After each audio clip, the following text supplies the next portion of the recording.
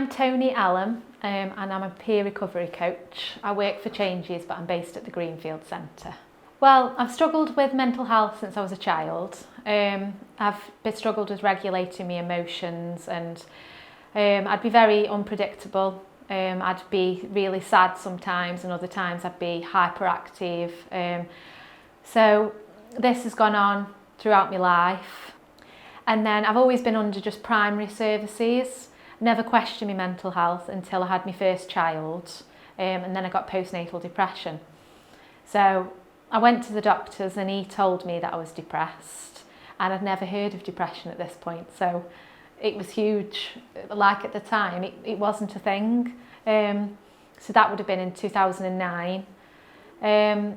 But I didn't feel depressed because I'd feel sad for a little bit and then I'd be on top of the world.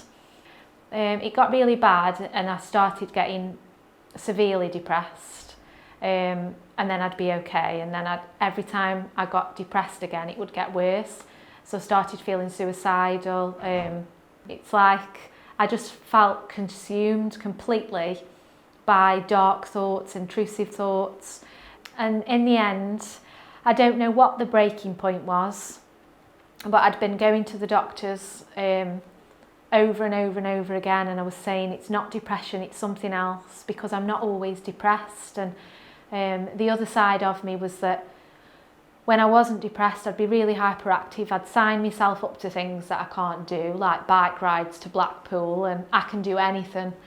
But the doctors just kept giving me these antidepressants and they wouldn't work, so he'd give me a different antidepressant which wouldn't work. So one day I took myself to the Sutherland Centre as I was aware that it was something to do with mental health, but I didn't know what.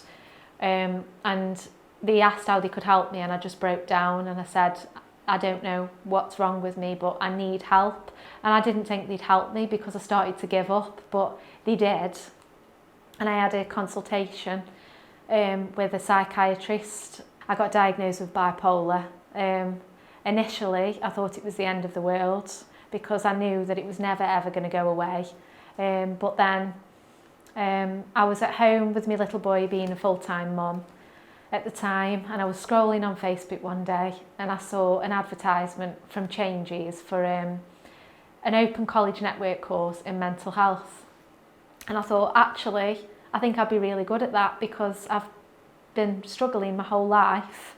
So I came, I didn't really know what to expect, and enrolled onto the course because I thought, I'm sticking at it this time. I know I've got bipolar, but I'm not going to let it get in my way. But no, I gained so much from the course. I met so many amazing people during the course, because with Changes everybody has lived with mental distress, so you feel validated and understood.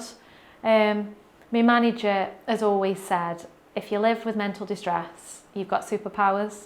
And at first I didn't think that. I didn't think that what I had was a good thing, but I believe that it does give you superpowers now, because, well, she messaged me one day and said, there's a job and I'd like you to apply for it. And at the time I didn't feel like I was ready. I'm still in recovery, but I applied, and I've never been so nervous in my entire life, because it actually meant something to me. I really wanted to work in mental health, because part of Changes, the last step is to pass it on. So I applied for the job, and to my surprise I got the job. I didn't really know what I'd applied for at the time, but it was for a peer recovery coach. I didn't know what the job would entail, but I thought, I'm just going to go for it. And since then I've come on leaps and bounds with my mental health, but it's a job I enjoy, that I know I can hold down. It's also a job that is one of my wellness tools, so it keeps me well going to work. I'm spreading on the message of Changes. I'm spreading the word of Changes because I'd never heard of it before, and I wish I had when I was in dark times. But being a peer recovery coach I love it. I work with so many different service users. They've all got different needs, they're all in different stages of the recovery. I feel like I benefit them. I wish I had a recovery coach, because I think what you need when you're in that dark place is to feel validated, to not feel it's isolating, you're pushing people away, but to know you've got that person that you can turn to, that you can call if you need to, that you know, if you're struggling with certain aspects of your life, they've got your back every single step, and I think it's invaluable. They just understand because they've been there, and it's really difficult because as much as your family and your friends might love you, it doesn't mean that they understand what you're going through. And when you are going through it, it's a very difficult thing to explain, but they don't need to explain. And I think that's what's nice, that you just get them. I work with the service users. I give them my all and everything to help them. And I do believe that they know that I'm doing everything in my power that I can. But I always lay it down straight that you've got to work with me in your best interest. You've got to give it your all, and you'll gain a lot more than you think from working with me. And it's just about pushing them and finding their wellness tools. Learning what a peer recovery coach is now, and I'm aware that they're quite a new thing.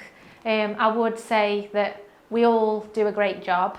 I think it's a job that you can't do without passion and understanding, but you need more than understanding. You've got to want to help people, and it's got to come from really inside that you genuinely care. We do care. I think it's a very underpaid job, if I'm being honest, but the pay doesn't matter when it's so rewarding, but we should be valued, because I do think we are a great asset to the community and to people that are struggling and crying out for help. And also, I walked into the Sutherland Centre one day, and if I hadn't have got the help that I got from them, which I didn't expect because I'd kind of learned helplessness by this point, asking for help and not getting it. If I hadn't have got that help, I don't think I'd be here, but I am, and I'm very grateful for that walk-in. And the secondary services, I think they do a great job. I think they do a great job at Greenfields when we have the meetings and the referral meetings. There's people without lived experience, and they show such compassion and understanding. They do want to help people, and I do think education is valuable, but we don't usually come with that education, but I do think we're equally as valuable as the educated, and I think we do a great job.